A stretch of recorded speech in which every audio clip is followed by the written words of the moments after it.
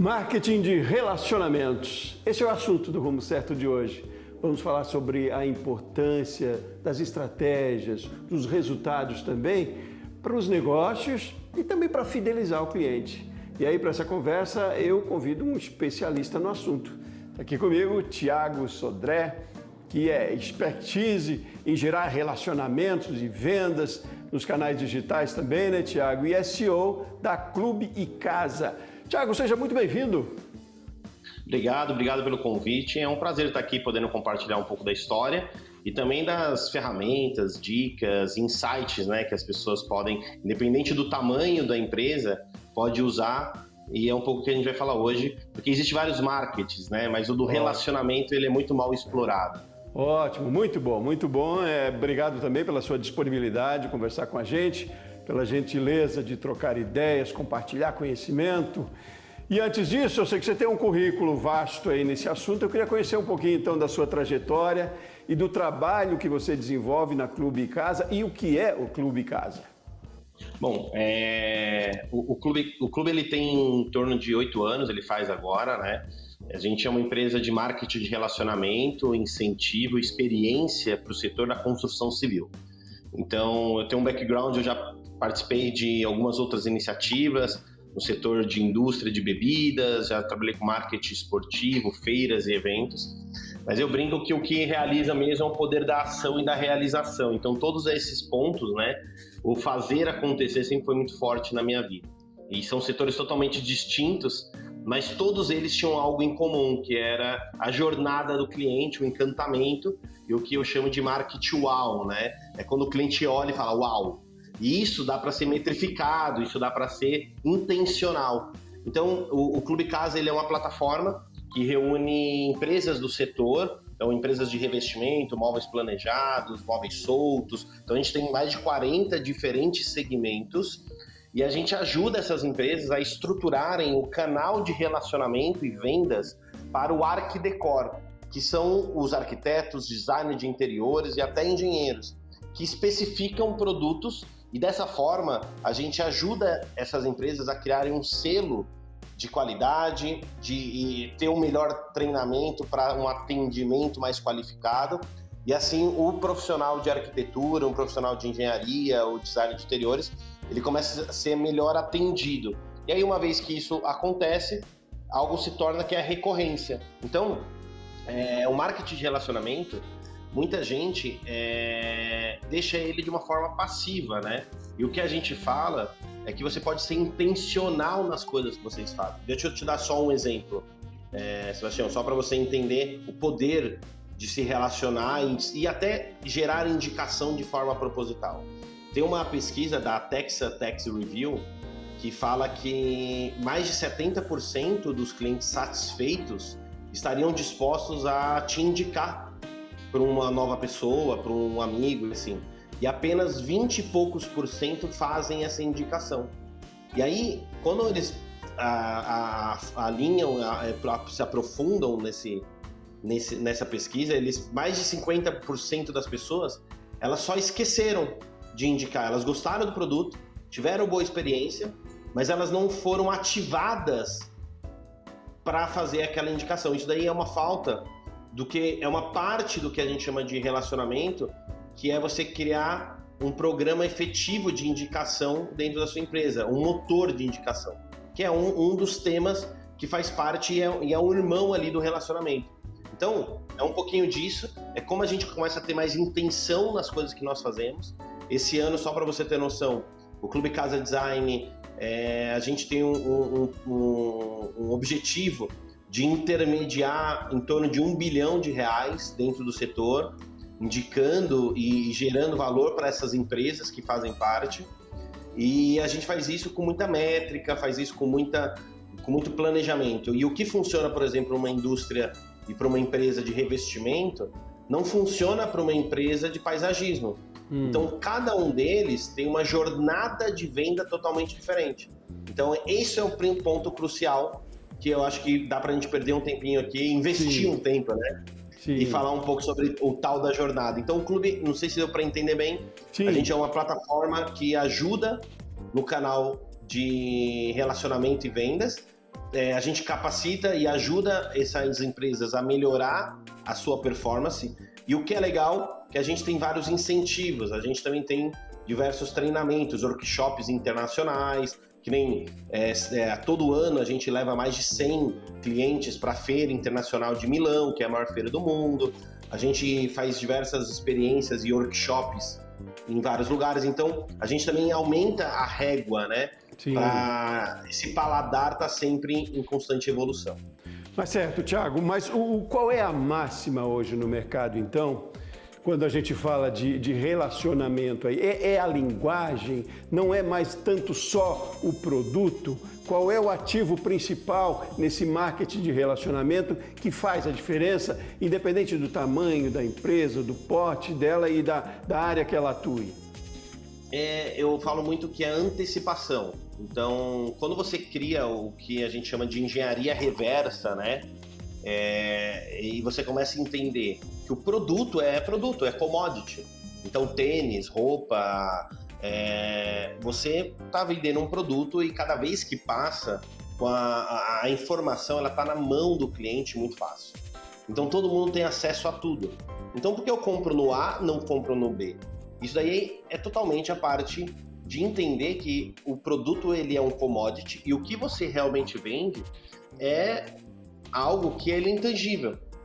É como a pessoa se sente com aquela roupa, é tão empoderado ela está com aquele carro, é o tão valorizado ela tá com aquele tipo de bem. Então tem vários tipos de gatilhos mentais que cada um dos produtos e cada uma das estratégias dá para você despertar isso. Então, não é só às vezes uma mesma estratégia tem 3, 4 tipos diferentes de gatilhos, de insights ali. Porém, o que eu falo muito, que todos eles foi visualizado de forma antecipada o que a empresa queria causar no seu cliente. Então, quando você começa a entender essa engenharia reversa, ter o relógio no pulso do cliente, isso daí já é o ato, a gente fala assim, né, que o cara comprou o relógio muito antes de entrar na loja. Dentro da jornada, ele foi impactado uma semana antes por alguma coisa digital, 2 semanas antes por um amigo no churrasco que ele admira e achou legal, 2 meses antes, quando ele saiu do avião e viu no outdoor. Então, a gente fala que a multicanalidade, quantos canais você trabalha, se você começa a entender quem é seu cliente, a persona ideal, então onde ele vive, o que impacta ele, o que tipo de emoção ele traz de forma positiva. Se você começa a entender e desenvolver o que a gente chama de uma ferramenta, quem está aqui pode buscar, chama Mapa da Empatia. Eu vou lá e respondo algumas perguntas e através dessas perguntas eu vou montando a persona ideal para o meu cliente. Através dessa persona ideal, você não fala mais sobre banheiro, quantidade de banheiro, tamanho da casa. Eu vou te dar um exemplo. Você tem pessoas que são iguais na idade, no gênero, na renda, mas são totalmente diferentes no modelo de consumo. Então, quando você entende a persona do seu cliente, você começa a desenhar uma jornada mais segmentada. E aí, quando você começa a entender onde o cara convive, o que impacta ele, o que gera valor, ele consome que tipo de conteúdo e admira qual tipo de pessoa, você começa a ter intenção de colocar seu produto de uma forma secundária nesses lugares. E aí você vai desenvolvendo um relacionamento sem ele nem perceber que existe relacionamento ali. Porque, para finalizar essa parte, grande parte das empresas começam o relacionamento só na hora que recebe o contato do cliente. Sim, só na hora que recebe o orçamento.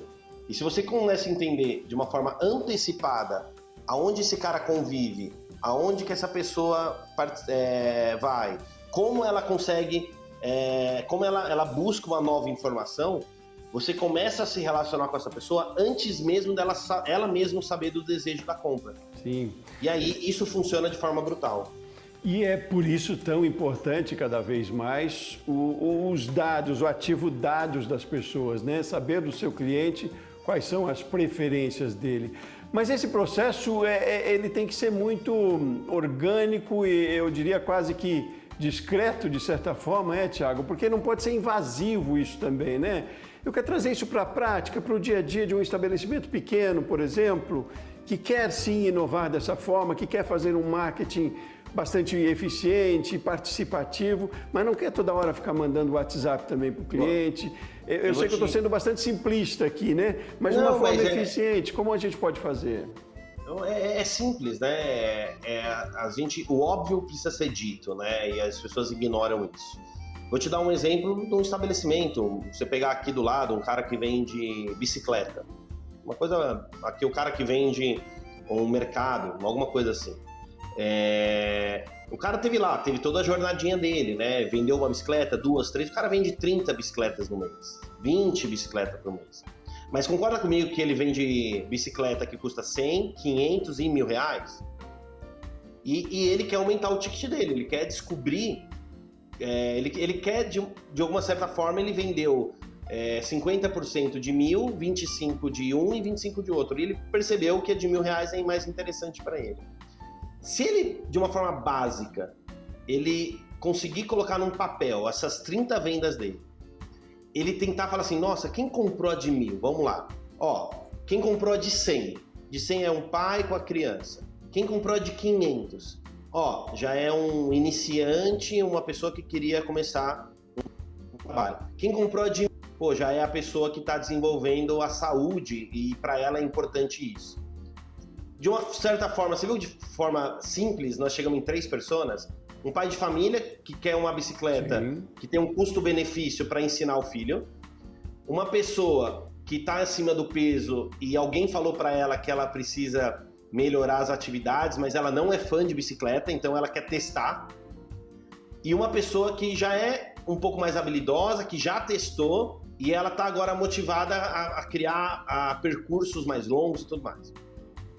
Se você sabe que cada pessoa dessa busca uma coisa diferente, você começa a criar motivações diferentes. Então você não vai mandar o mesmo WhatsApp para cada um. Vou te dar um exemplo. Você pode pegar um final de semana, provavelmente tem vários parques na cidade, e fazer uma brincadeira do Bicicleta Day. E convidar aqueles pais que compraram bicicleta para suas crianças nos últimos 6 meses e fazer lá uma brincadeira, uma competição, fazer aulas, pegar aulas, tutoriais, desenvolver uma forma dinâmica.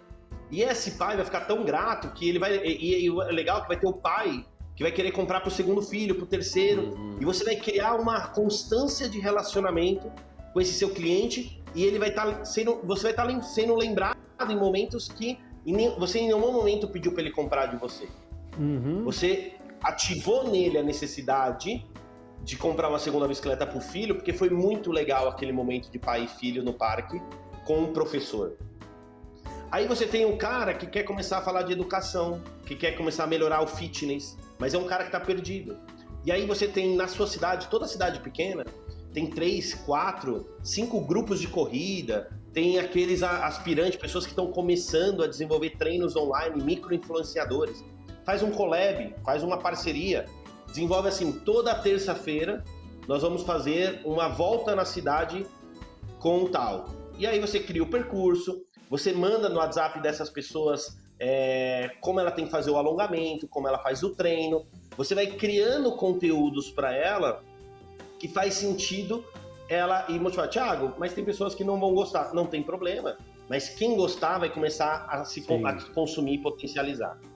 E aí você começa a desenvolver um Night Bike Day lá de Piracicaba. E aí a sua empresa, que é uma lojinha de bicicleta, em pouco tempo tem 300 pessoas se reunindo lá dentro, tem camiseta própria, as pessoas começam a usar a sua empresa para trocar o pedal e tal. E aí dessa galera tem um cara que alta performance, que já quer algo mais diferente. E aí uma vez no trimestre você faz o desafio Bike Piracicaba, que é 40 quilômetros, não sei o que lá, com um circuito assim, assado. Ótimo. E aí você começa a desenvolver nas pessoas o desafio. Ótimo. E olha como no final. Você já deu aqui uma aula para quem tem uma loja de bicicleta, já tem a estratégia montada aqui, uma delas, né? Eu fiquei aqui instigado já em pensar o quanto isso envolve outras pessoas também. Mas eu preciso fazer um intervalo rapidinho, Thiago. Quero continuar nessa conversa, até nesse exemplo e em outros talvez, porque quando a gente fala do exemplo, a gente traz bem para a prática mesmo, né? Mas quero falar de engajamento, porque aí precisa envolver mais gente, talvez parceria, investimento para isso, tecnologia, tudo para a gente falar em 10 minutinhos no próximo bloco aí. Mas convido você para segurar aqui comigo, me espere um pouquinho mais. Pode deixar. E a gente faz o intervalo, rapidinho recomeça aqui, tá bom? Você de casa também, continue aqui com a gente, Rumo Certo volta já já.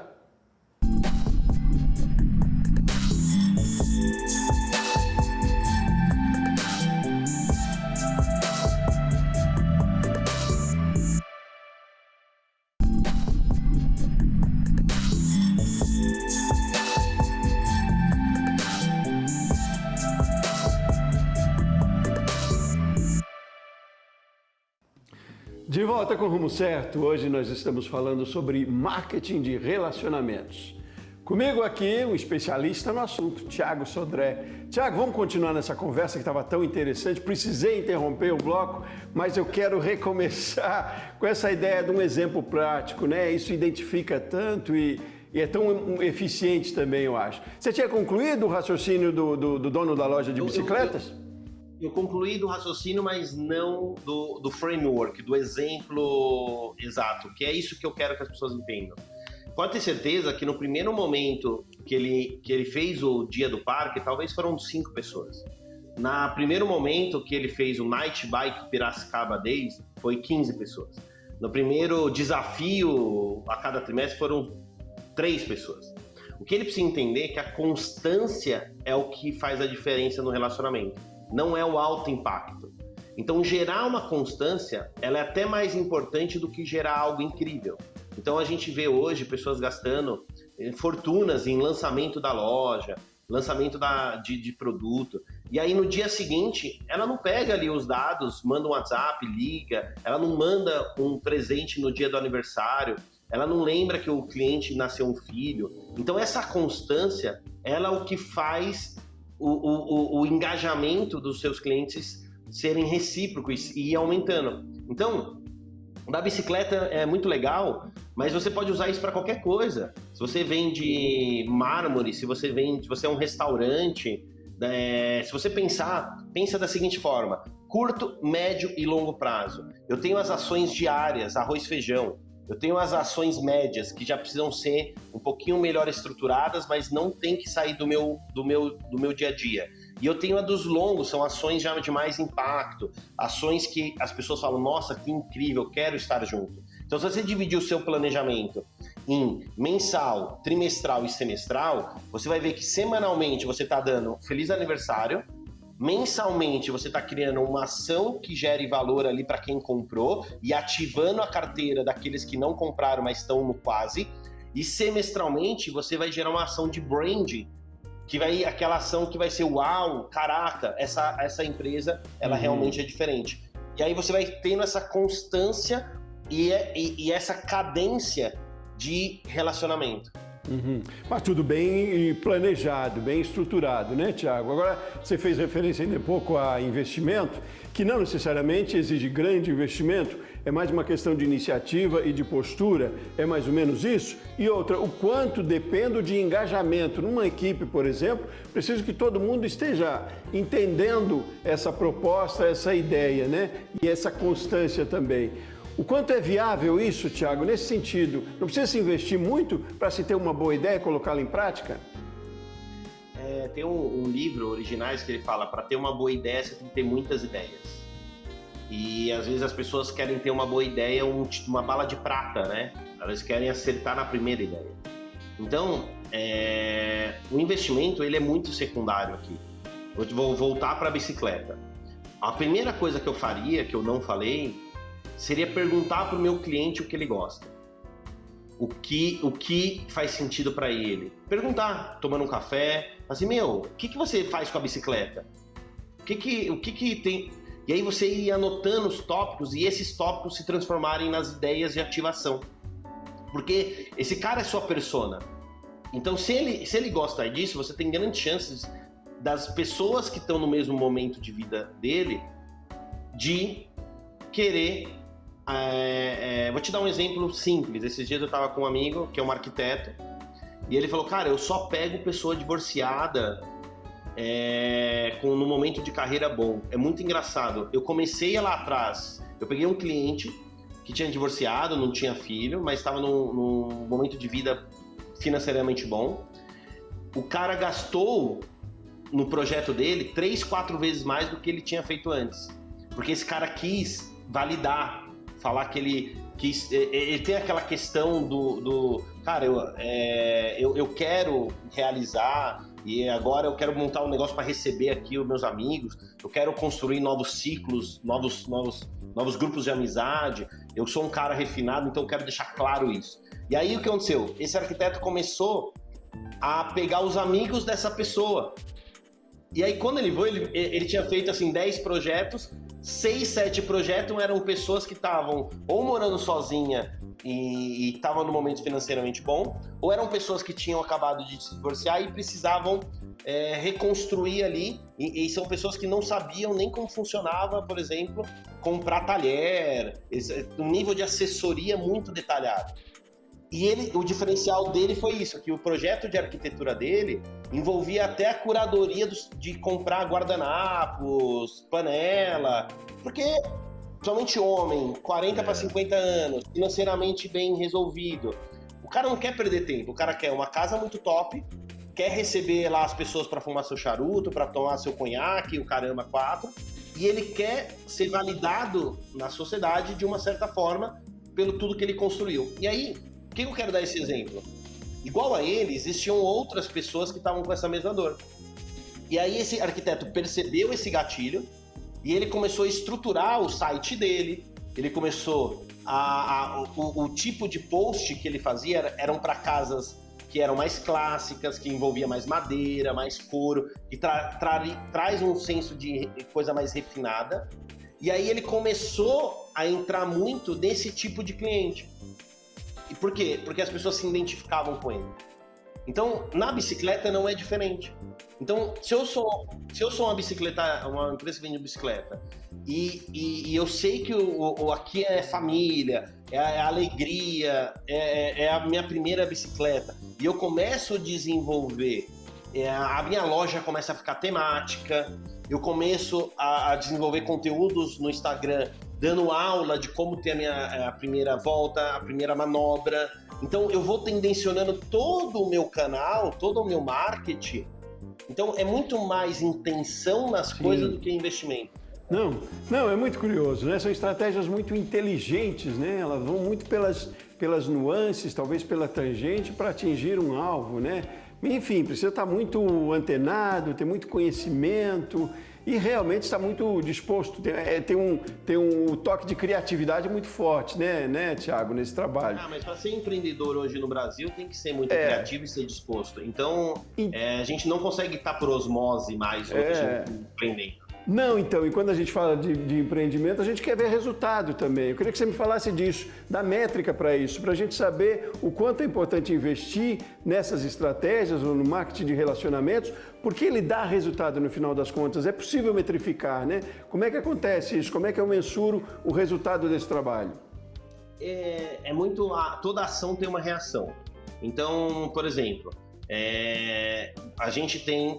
Primeiro de tudo, quantas pessoas, todo mundo que você vendeu é um potencial cliente para comprar de novo. Tem um negócio que chama LTV, né, que é o Lifetime Value, que é quantas vezes de vida o cliente vai ficar com você. E aí, se você entender que todo cliente pode ser um futuro cliente, ele já é um potencial cliente. Então você mensura de uma forma simples. Quem é seu cliente? Qual que é a taxa de conversão? Isso é mais importante. Quantos orçamentos eu recebi? 30. 10 eu converti. Então eu tive uma conversão de 33%. Desses que converteram, qual o perfil deles? E aí eu vou tentar na próxima vez fazer uma ação só com esse perfil que converteu, que são pessoas que são mais adeptas ao meu produto. E aí eu vou melhorando essa eficiência. Eu vou mensurando quem vai entrando, qual a taxa de conversão, quem são as pessoas que mais fecham, e aí eu vou tentando buscar pessoas similares na próxima tentativa. Ótimo. E hoje a gente tem muitas ferramentas para ajudar nesses processos também, né, Thiago? Não há nem argumentos. Uma planilha básica já resolve. Pois é, não há nem argumentos para não se investir, porque os resultados são certos. Thiago, foi um prazer enorme conversar com você. Eu sei que você tinha muito mais para oferecer em termos de tempo, de alongamento de conversa que a gente pode ter aqui, mas foi bastante proveitosa, já bastante elucidativa aí, ou elucidativos os exemplos que você deu. Muitíssimo obrigado pela sua participação aqui no Rumo Certo, no canal Empreender. Volte mais vezes para a gente conversar mais. Então é isso, obrigado. Então quem quiser me seguir no Instagram, Sodré Thiago com H, vai ser um prazer responder as dúvidas por lá também. Valeu! Muito bem, foi um prazer estar com você também, um prazer ter a sua companhia no Rumo Certo de hoje. Muito obrigado pela sua participação aqui com a gente. Eu volto no próximo programa. Um abraço forte e até mais.